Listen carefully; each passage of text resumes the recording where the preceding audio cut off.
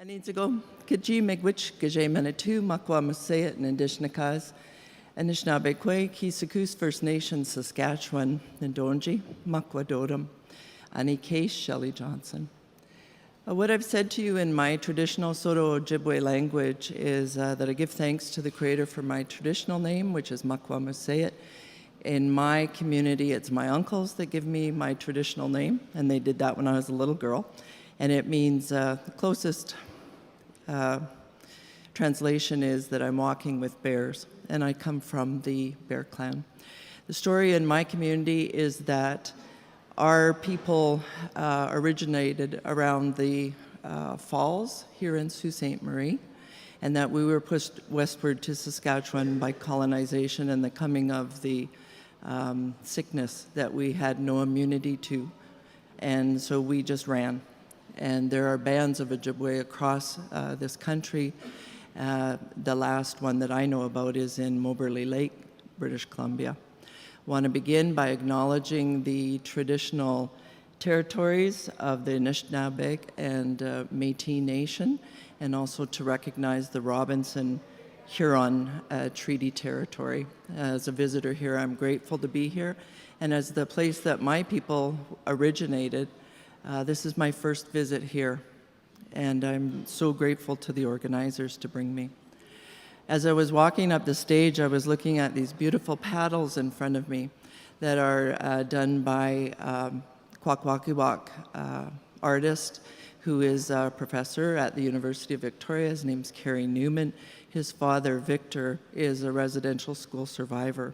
And I just want to acknowledge the women that came from the University of Victoria that brought these here to pass on and to take back.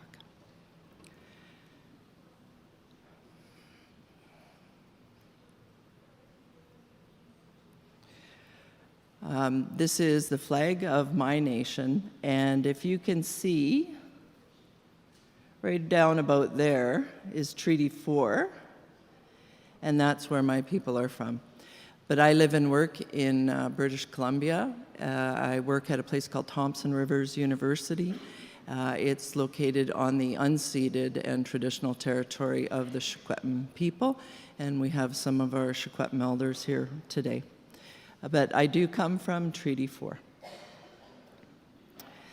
I lived in Victoria for a while, and when I lived there, I met a Coast Salish man. His name's Paul Sam.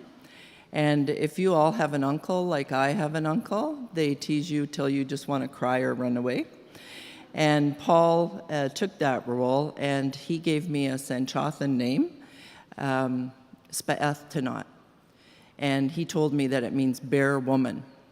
And so I checked with his wife, Mary Ann, to make sure it was like a bear woman and not a no clothes on lady.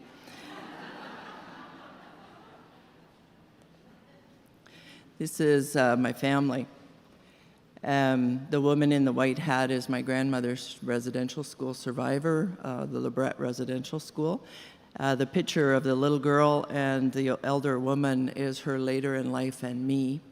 And that lovely hairdo that I have is courtesy of my 4 older cousins who took me outside to play after she set my hair really pretty. The man in the checkered shirt is my father. He's also a residential school survivor of Lebret Residential School. The man in the red shirt at the bottom is my adoptive father. He's from Onion Lake Cree Nation. His name's Gerald Carter. He's now passed on. The women in the star blankets are my daughter and my granddaughter, and star blankets are something that I learned from my grandmother, and that's my brother Robbie on the bottom right-hand side, who passed away about 4 years ago. And I tell you this because I think it's important for people here to understand the role that we have and the responsibility we have as Indigenous people in post-secondary. I'm the first person that was not forced to go to a residential school or forced to go to an Indian hospital. I'm the first person in my family to attend post-secondary and to complete a doctoral program. I'm the first person in my family to become a tenured professor at a university in British Columbia, and the first person to have responsibility to teach and research in the academy.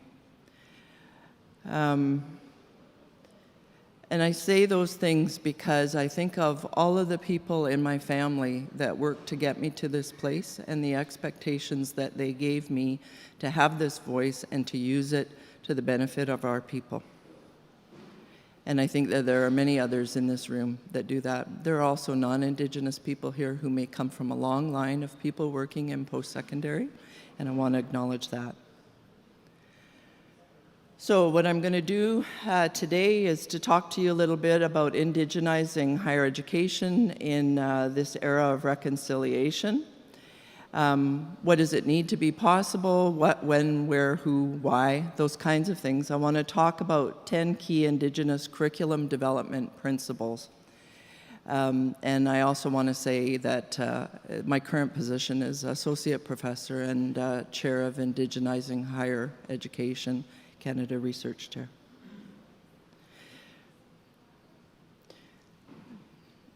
So we have to begin with an acknowledgement that Indigenous rights are inherent rights and responsibilities. They're enshrined in treaties, the Canadian Constitution, and many international agreements that we all know about.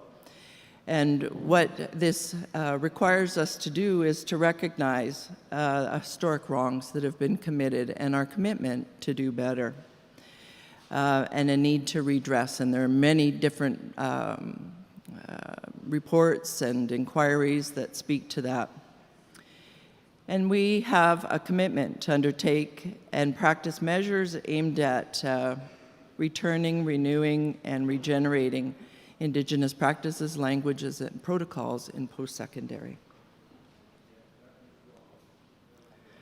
So I want to talk a little bit about story medicine, and what do I mean about reconciliation when we're working towards indigenizing the curriculum in post-secondary. And I don't know what it looks like in your institution. I'm just going to talk about a couple of examples that I'm involved with at my institution. I just want to say that there are many paths to developing indigenizing curriculum for reconciliation. And my friend Shirley, who's sitting down here in the front, last week she told me about a friend of hers named Peter Talio, who said that some would say it's like pouring the foundation after the house is already built. So I'm just here to offer an example, and it's because I'm a Canada Research Chair, I only teach one course anymore, and it's the Indigenous Research Methodologies, Protocols, and Practices course. It's a Master of Education course, and all the rest of my time is spent on research. So this, I've run this course now for 2 summer sessions. There's been a total of 33 students through it, 39 instructional hours times 2 years. Step 1, I want to introduce you to the dean of my department. Her name is Irene, and when I started to work there, she said to me, what course do you want to teach, Shelly? And I said, I want to teach Indigenous research methodologies. And she said, well, that's great, but we don't have that course. And I said, well, that's okay. I'll develop it, but it's going to cost you. We can't do this off the side of our desk. If you want it the same old, then we can do that. But if you want something that's meaningful for Indigenous people, it's going to cost money. And she said, right. Well, you develop it, and I'll find the money to support it. You cannot have my dean at your institution. I want to keep her, and I keep pushing the boundaries at my institution to see where the line is, where I can't cross it anymore, and haven't found it yet. What I've found is 100% support to do things in the right way, in a good way. And that's Dean Irene there.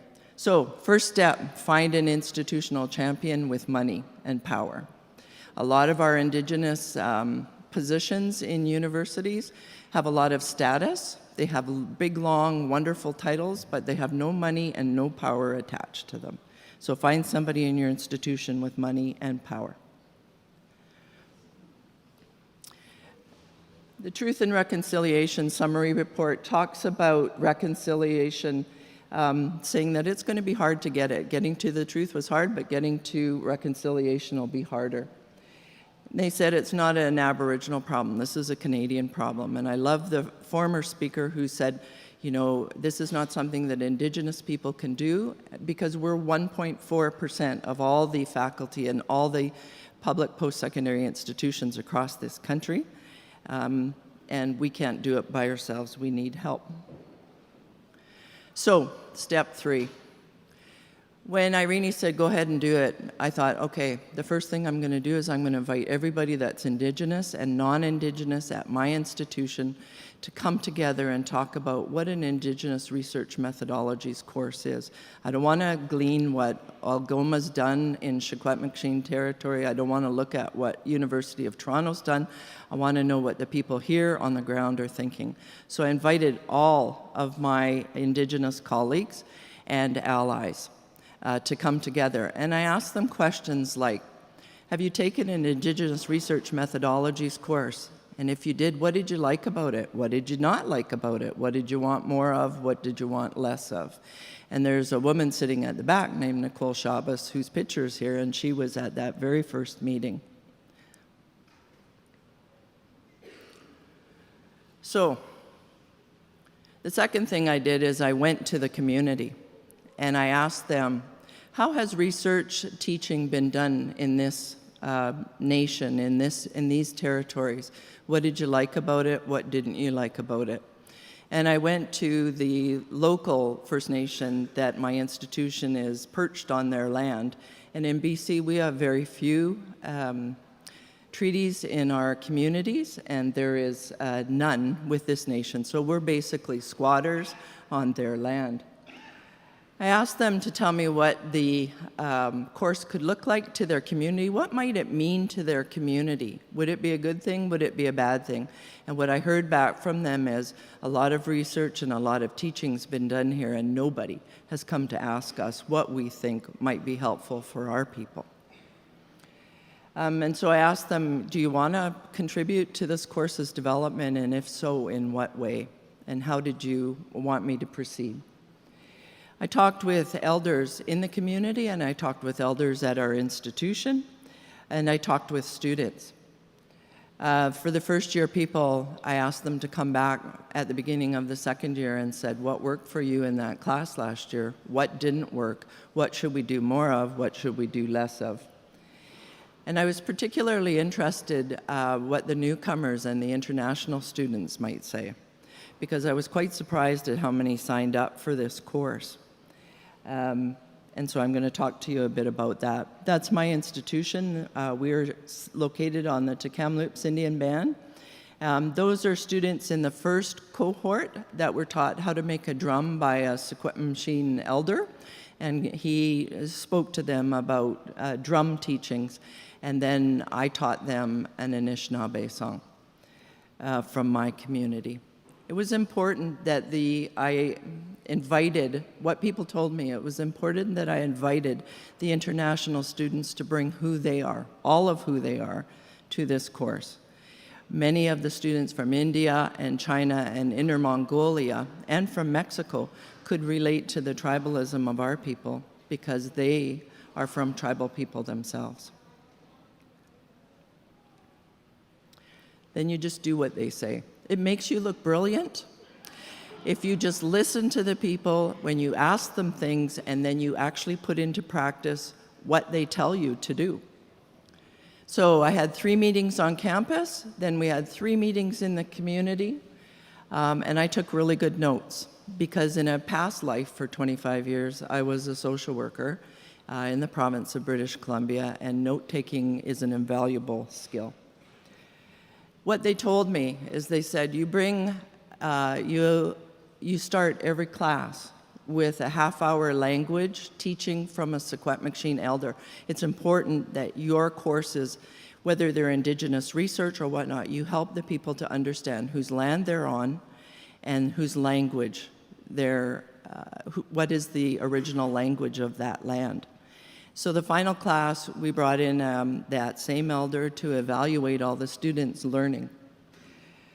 They told me that it was important to begin on the land, on the traditional territory of the Secwepemc people. And they said, we have a museum here, we have a video, we have elders that will take you through our pit house, winter dwellings. That's where you bring your students first. They said it's important that they learn why drums are important to us and the teachings of the drum. They said, we have a huge powwow here in Kamloops every year. Last year, I think there was about 4,000 people that came. They said the students need to understand why we have a powwow here, what the dances mean, what the regalia means, and that they're welcome to attend that is not closed. They said you need to hold at least 50% of your classes in the territory, in the communities, in their agencies. You can have 50% up at the institution, but it can't all be up there.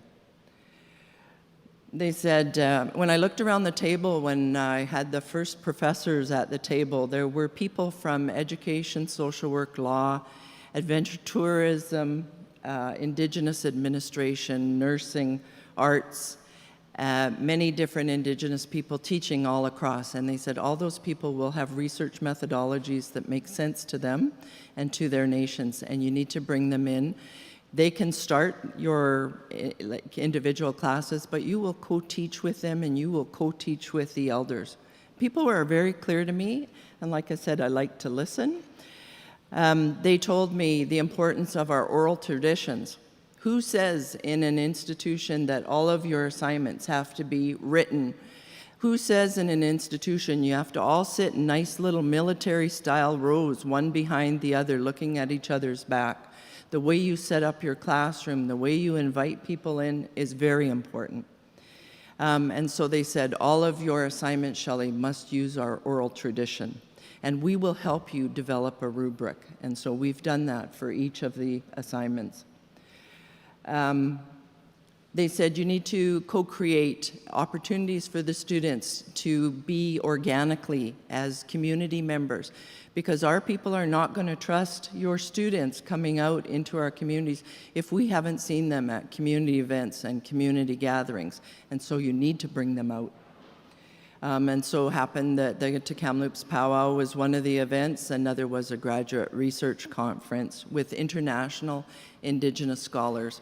And that really spoke to me because my whole PhD program was at the University of British Columbia, where it was an all-Indigenous doctoral cohort. All of our professors were Indigenous, all of our readings were Indigenous, and my PhD journey started with a feast, drumming, singing, gifting, and a circle. And they said, you know, your students deserve the same, so implement that, which we did. They said all of these people in the community that have provided education and ways of knowing for your students, you need to invite them back to the final exam or to the final presentation where the students will talk about what they've learned, what they've felt, what they've seen, what they've experienced. And so the final class for the first cohort, I think, had 42 community members that showed up, and the second one had 45. They said you have to be transparent and accountable to the funder. You have to tell them what it costs them to hold this class in this way. The way that the community told you will make a difference for them and will make a difference for the students. And so I did that. Dr. Irene got I think a 22-page report, complete with lots of pictures and comments from the students, comments from community, and a listing of every single dollar that we spent. I think it wasn't that much. It was $6,500 for the first class and $6,700 that we needed for the second class. So that's not the only way to develop Indigenous curriculum, but it's the way that I did. I have a colleague at TRU, Sheila Blackstock, who's in nursing. Her sister Cindy works in social work. And Sheila was invited to go to Gitxsan territory to bring 10 nurses there because they have a nursing shortage, and to develop the curriculum with the community for those 10 nurses. So it can be done different ways, at the invitation of a community or community agencies, or when your dean says go ahead and do it in a way that makes sense for the people here. So step 6. You need sufficient resources and intentionality to aim to decolonize and indigenize your curriculum. And it's only one path to reconciliation. It's not the only path. You have to privilege Indigenous voices and invite people to tell their truths and stories about their experiences with curriculum, what they've developed, what they've experienced, and you have to ask people what they dream about for their curriculum. That's very important, because we're in this place now, but we're not always going to be here, and I have 1 minute and 38 seconds left. 3, encourage Indigenous people to set the curriculum agendas and make space to include contributions of non-Indigenous peoples. Nicole Chavez is one example, and from the work that I've seen with her and the work that she does in community with the law students, you have to be choosy about who you're going to ask. Not everybody is ready to walk together in this path, so find the people that are. You have to create a safe curriculum development space with the intention to empower Indigenous people, and just be upfront about that. This curriculum is about making things better for Indigenous people, using your voice when you haven't had a voice or people in your family haven't had a voice before. Do it the way that makes sense to you. Be critical and liberationist. Incorporate on-the-land, water-based teaching and storytelling experiences, and do it within local, national, and international political and historical contexts. And that happened because we had the international graduate students there for almost a week. Focus on curriculum that matters to Indigenous people. Include the perspectives of women and elders and Two-Spirit people and people with differential abilities. Lots of times, those people in our communities are left out of the curriculum. Use core structures embedded in our own Indigenous worldviews and demonstrate respect for Indigenous people living in unceded treaty and traditional territories. They were our partners in every lockstep of this process. I have 8 seconds. Weave Indigenous cultural and traditional protocols, languages, values, and beliefs into curriculum development methodologies. That was absolutely critical. Circles mean something different to us than sitting in military-style rows. Integrate and privilege Indigenous ways of knowledge creation through meaningful inclusion of Indigenous teachings by community-based people, academics, and elders, and others. Basically, we invited everyone to the table and said, your contribution is important. What are the most important things that you want to share with these students? How do you want them to leave? And the goal of curriculum, remember that it's learning and transformation. You have to work towards this with intention, and you have to work towards it with collective motives. And so these are just some of the outcomes that I'm over time. Can I have 1 more minute? 1 minute? 1 minute, that's it. So these are some of the outcomes. We had a First Nation student who went to treatment 8 times before she got sober enough to come to a master's program. That one student had a dream to help her community with second-stage housing when people are coming out of treatment, and she talked to me a lot about it. And so what I said to her is, why don't you write a SHRC proposal for it? There was a call out for $50,000. You can do this, you can be successful. You can help your community. We all got behind her, her classmates got behind her. And before she left the program, before she graduated, she'd received a $50,000 grant. That's what I mean about intention and purpose. Another Indigenous master's student created a research project looking at on-reserve curriculum. What does it mean to indigenize curriculum in on-reserve schools? 3 schools in the interior of British Columbia. When he finished that, the president for Okanagan College came and happened to listen to his presentation and offered him a job on the spot as a sessional instructor. That's what I mean about intention.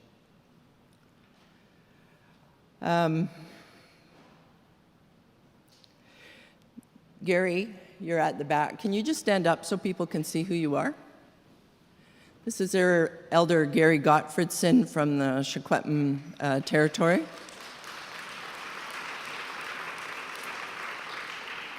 Gary is a fluent Secwepemc speaker. It's his passion, other than turning out multiple books about poetry.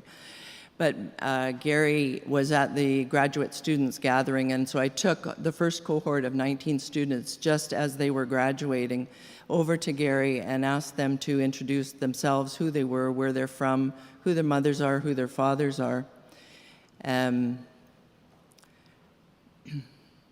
land that they come from in Secwepemc. And they were all able to speak to Gary in his own Indigenous language on his own territory. And afterwards, Gary said to me, "You never heard Secwepemc until you hear it come out of somebody with a Mexican accent, somebody with a Bangladeshi accent, somebody with an Indian accent, somebody with a Pakistani accent, and somebody with a Chinese accent." It is possible, and it means something for our Indigenous students. It also means something for our international students. And thank you for your time.